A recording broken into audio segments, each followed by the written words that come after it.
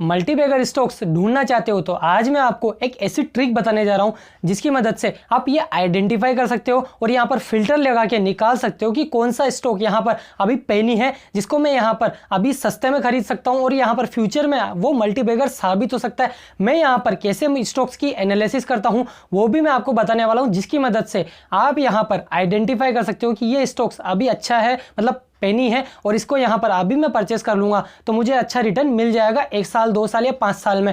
अगर आप भी ढूंढना चाहते हो पेनी स्टॉक्स तो आप इस वीडियो को पूरा अंत तक जरूर देखिएगा, कोई भी पॉइंट मिस मत कीजिएगा, नहीं तो आपसे पेनी स्टॉक्स छूट जाएगा। तो दोस्तों, पेनी स्टॉक्स निकालने के लिए आपको एक वेबसाइट पर जाना होगा। मैं यहां पर उस वेबसाइट का बताने वाला हूं कि उसमें आपको क्या क्या फिल्टर्स लगाने हैं जिसकी मदद से इतने सारे स्टॉक्स है उसमें से यहां पर फिल्टर होकर आपके सामने अच्छे स्टॉक्स आ जाए। तो अगली स्क्रीन होगी हमारी यहां पर लैपटॉप की स्क्रीन। दोस्तों, आपको क्या करना है, टिकर टेप नाम की एक वेबसाइट है जिस पर आ जाना है सबसे पहले। ठीक है, यहाँ पर आप जैसे टिकर टेप के आइकन पर क्लिक करोगे तो आपको एक आइकन दिखेगा स्टॉक स्क्रीनर। ठीक, तो दोस्तों हम यहाँ पर आ चुके हैं। आपको यहाँ पर बहुत सारे ये फिल्टर्स दिखेंगे, तो आपको यहाँ पर कुछ नहीं करना। आपको ये जो देखेंगे ना स्टॉक यूनिवर्स, इस हिसाब से अगर निकालना चाहो तो आप निकाल सकते हो कि निफ्टी 50 में कौन सी कंपनी है, निफ्टी मिड कैप में कौन सी है, ये है वो है। तो मार्केट कैप के हिसाब से भी निकाल सकते हो, स्मॉल कैप की जो सारी कंपनियाँ हैं वो आ जाए, यहाँ पर मिड कैप की आ जाए, लार्ज कैप की आ जाए, तो इस हिसाब से आप निकाल सकते हो। तो मेरे से अभी हालांकि आपको कौन कौन से फ़िल्टर लगाना है ये मैं बता देता हूँ। मैंने यहाँ पर एक पी रेशो का है वो फ़िल्टर, जैसे यहाँ पर आपको क्या करना है मैं बता दूंगा आपको। पहले मैं इसको रिमूव कर देता हूँ, रीसेट कर देता हूँ। ठीक है, आपको यहाँ पर जो फिल्टर ऐड करने हैं पहले वो मैं बता देता हूँ। मार्केट कैप ऐड हो रहा है, क्लोज प्राइस ऐड हो रहा है, पी रेशो ऐड हो रहा है, यहाँ पर ऑटोमेटिक ये ऐड हुआ आएंगे आपको यहाँ पर। और आपको यहाँ पर सर्च करना है करंट, सबसे पहले आपको सर्च करना है टोटल एसेट्स। ठीक है, करेंट एसेट्स हम बाद में करेंगे, सबसे पहले टोटल एसेट्स आएगा यहाँ पर।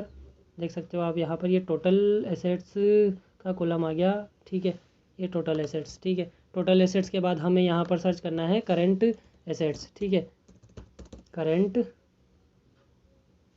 जल्दी खुल जा भाई, क्या हो गया ऐसा भी आज, नेट स्लो है थोड़ा।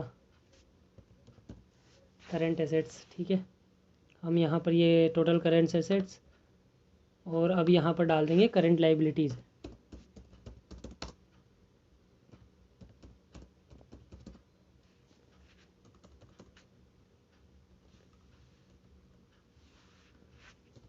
करंट लाइबिलिटीज़ ये आ चुकी थी यहाँ पर, कहाँ गया भैया, टोटल करंट लाइबिलिटीज़। ठीक है, तो यहाँ पर ये हमने डाल दिया। उसके बाद आपको यहाँ पर ऐड करना है डेब्ट टू इक्विटी रेशो। ठीक है, डेब्ट, ये देख सकते हो ये आ गया यहाँ पर डेब्ट टू इक्विटी रेशो, मैं इसे ऐड कर दूँगा। ये ROI कहाँ से चला गया, डेब्ट टू इक्विटी रेशो। ठीक है, उसके बाद यहाँ पर CAGR आपको टाइप करना है, कंपाउंडेड एनुअल ग्रोथ रेट, जो यहाँ पर 5 साल का होगा। तो मैं यहाँ पर इसे डन कर देता हूँ। ठीक है, ये सारे फिल्टर्स लगा दिए। अब इसमें से आप देख सकते हो यहाँ पर 4629 स्टॉक्स है टोटल। अब हम यहाँ पर फिल्टर लगाएंगे तो आपके सामने यहाँ पर स्टॉक्स कम हो जाएंगे। आपके सामने ये देख सकते हो आप, जैसे हमने यहाँ पर ये देख सकते हो ये सारे फिल्टर्स आ चुके हैं। अब हमें यहाँ पर कैसे फ़िल्टर करना है ये भी मैं बताऊँगा आपको। आपको पी रेशो यहाँ पर डालना है कम से कम 15 का, या फिर 10 का भी डाल सकते हो आप पी। ठीक है, इसके बीच में आपको लिए, और मैक्सिमम आपको कितने का पी चाहिए, तो मुझे तो यहाँ पर बहुत सी बार पी ज़्यादा का भी चाहिए होता है क्योंकि अच्छी कंपनी नहीं मिल पाती है। तो मैं यहाँ पर आपको एक एग्जाम्पल के लिए दिखा रहा हूँ, 100 का पी डाल दिया। आप देख सकते हो स्टॉक्स कितने कम होते जा रहे हैं। मैं यहाँ पर टोटल एसेट्स आपको कितनी चाहिए कंपनी की, आप चाहते हो कि मुझे यहाँ पर ये इतनी तो चाहिए लो, और यहाँ पर मिड के हिसाब से या फिर हाई के हिसाब से आप यहाँ पर ये रख सकते हो। तो मैंने यहाँ पर हाई रख दिया है कि इतनी तो मुझे चाहिए ही चाहिए, क्योंकि ज़्यादा होनी चाहिए टोटल एसेट्स कंपनी के पास में। और करंट एसेट्स कितनी होनी चाहिए, करंट एसेट्स में भी आप यहाँ पर मिड और हाई लगा सकते हो। तो मैंने यहाँ पर करंट एसेट्स में भी हाई का लगा दिया। आप अपने हिसाब से यहाँ पर डेटा भी इनपुट कर सकते हो कि कितनी एसेट्स यहाँ पर चाहिए, लेकिन ज़्यादा ये इतना काम नहीं आएगा। आगे कौन सा काम आएगा ये मैं आपको बता देता हूँ। करंट लाइबिलिटीज़ यहाँ पर लो हो, जी हाँ दोस्तों, ये काम आएगा। करंट लाइबिलिटीज़ उसकी कम से कम हो। अगर बहुत सी बार ऐसे स्टॉक्स नहीं खुल पाते तो मिडी की या फिर हाई की भी आप लगा सकते हो, क्योंकि यहाँ पर करंट लाइबिलिटीज़ आप देख सकते हो 500 तो स्टॉक्स आ गए। ठीक है, चलो मैं हाई की लगा देता हूँ, जब सब मैंने हाई लगाए हैं। तो और मैं यहाँ पर अब यहाँ पर डेब्ट टू इक्विटी रेशो है। ठीक है, डेब्ट टू इक्विटी रेशो में मैं यहाँ पर लगा देता हूँ इसका डेब्ट टू इक्विटी रेशो मेरे पास यहाँ से होना चाहिए, मतलब 0 तो कम से कम होना चाहिए, और 0 से 1 के बीच में ही यहाँ पर डेब्ट टू इक्विटी रेशो होना चाहिए। ज़्यादा से ज़्यादा कंपनी वो अच्छी मानी जाती है, लेकिन फिर भी बहुत सी कंपनियों का ऐसा रहता है जिनका ज़्यादा होता है। तो मैं यहाँ पर मैक्स टू मैक्स लेता हूँ 2.5 का डेब्ट टू इक्विटी रेशो। ठीक है, जैसे मैंने यहाँ पर लिया तो आप देख सकते हो कितनी रह गई, ओनली 85 कंपनीज। ठीक है, अब यहाँ पर एक और जिससे और कम हो जाएगी यहाँ पर, तो CAGR compounded annual growth rate, तो यहाँ पर ये कितना होना चाहिए ये भी मैं आपको बता देता हूँ। ये बेसिकली कम से कम तो होना चाहिए 10% का, मैक्सिमम कितना भी हो सकता है, लेकिन फिर भी मैं यहाँ पर आपको एक जादू दिखाऊंगा। 10% मैंने डाल दिया, जैसे मैंने यहाँ पर फिल्टर लगाया तो कितने स्टॉक्स आएंगे यहाँ पर 30। अब आप चाहते हो कि यार 10% की एनुअल ग्रोथ रेट से क्या करूँगा मैं, मुझे तो ज़्यादा की चाहिए, तो मैं यहाँ पर लगा देता हूँ कम से कम मुझे चाहिए 20% की एनुअल ग्रोथ रेट जो उसने कंपनी ने दी हो। ठीक है, तो यहाँ पर आपके सामने वो स्टॉक्स फिल्टर होके आ जाएंगे जिन्होंने यहाँ पर 20% एनुअल ग्रोथ रेट दिया। अब यहाँ पर आप ये स्क्रीन पर आ गए, इन्हीं स्टॉक्स में जाके इन्वेस्ट मत कीजिएगा, क्योंकि यहाँ पर उसके पहले भी कुछ और देखना पड़ेगा। जैसे फॉर एग्जांपल यहाँ पर इसका मार्केट कैप है, एक चीज़ जो मेन इंपॉर्टेंट चीज़ है वो आपको देखनी पड़ेगी। आप देख सकते हो यहाँ पर ये इसका मार्केट कैप है ना, फॉर एग्जांपल ये सबसे नंबर 1 कंपनी है DV लैब्स। ठीक है, इसका मार्केट कैप है ये, और टोटल एसेट्स इसके पास कम है, तो आप सोच सकते हो कि मतलब जिसकी टोटल एसेट ज़्यादा हो और मार्केट कैप कम होना, तो वैसी ही कंपनी आपको यहाँ पर चूज़ करनी है। वैसी कंपनी यहाँ पर इनमें से तो बहुत कम दिख रही है मुझे, चलो ठीक है फिर भी मान लेता हूँ मैं, यहाँ पर थोड़ा सा मार्केट कैप ज़्यादा होता है उनकी टोटल एसेट्स से। तो यहाँ पर करेंट एसेट्स भी देख सकते हैं हम, यहाँ पर करेंट एसेट्स के हिसाब से हम यहाँ पर जो लाइबिलिटीज़ है, लाइबिलिटीज़ कितनी है। अब यहाँ पर फिल्टर लगाने का डेब्ट टू इक्विटी रेशो, आपको ये फिल्टर लगाना है। फिल्टर लगाने के बाद आप देख सकते हो यहाँ पर डेब्ट टू इक्विटी रेशो के हिसाब से यहाँ पर हो जाएंगे जीरो जिसका है, तो यानी कि उसके ऊपर डेप्थ ही नहीं है भाई साहब। ब्राइट क्रोम ग्रुप, इसके ऊपर डेप्थ ही नहीं है, ये अच्छी कंपनी है। यहाँ पर ये इसे बता रहा है, मेरे हिसाब से नहीं, ये फिल्टर करके बता रहा है।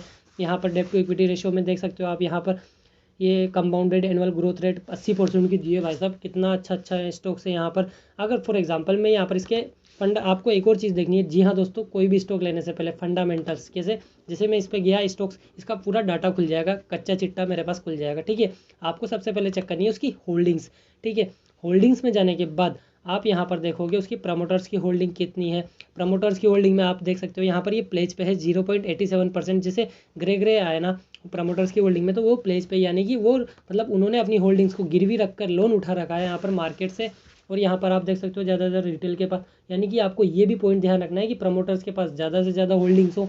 और नेक्स्ट पॉइंट है दोस्तों यहाँ पर फाइनेंशियल, किसी भी कंपनी में जैसे फिल्टर आ जाए ना, तो फाइनेंशियल लगा के आपको यहाँ पर देखना है कि उसका टोटल रेवेन्यू बढ़ रहा है या नहीं बढ़ रहा। हर साल यहाँ पर वो 2400 देख सकते हो, यहाँ पर 2420, 2570, 2700, 2800 बढ़ रहा है। नेट इनकम बढ़ रही नहीं बढ़ रही, नेट इनकम भी बढ़ रही है, तो यहाँ पर तो इसको ग्रीन सिग्नल मिलता है। ठीक है, अब यहाँ पर इनकम के बाद आता है यहाँ पर बैलेंस शीट।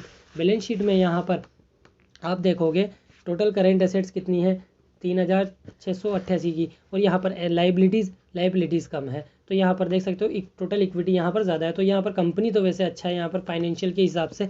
और यहाँ पर कैश फ्लो में देखें कि कैश फ्लो माइनस में है या नहीं है। जी हाँ दोस्तों, इसका कैश फ्लो 2020 में माइनस में गया था, बाकी अभी पॉजिटिव में है। बाकी वो टाइम भी इसका पॉजिटिव रहा है, बाकी 2 साल ये 2012-13 में माइनस में रहा था। आप यहाँ पर ऐसे निकाल सकते हो ये कोई सा भी स्टॉक, तो यहाँ पर ये जैसे फ़िल्टर किए ना हमने, ऐसे फ़िल्टर करके आप निकाल सकते हो अपने हिसाब से। आप यहाँ पर जो भी रेशो है ना आप डाल सकते हो, PE का, सारी चीज़ों का, वो आप अपने हिसाब से कर सकते हो। बेसिकली आपको मैं अगली वीडियो में भी बताऊंगा कि इससे भी बेस्ट, नैरो और अच्छे, इससे भी अच्छे स्टॉक कैसे निकाल सकते हो।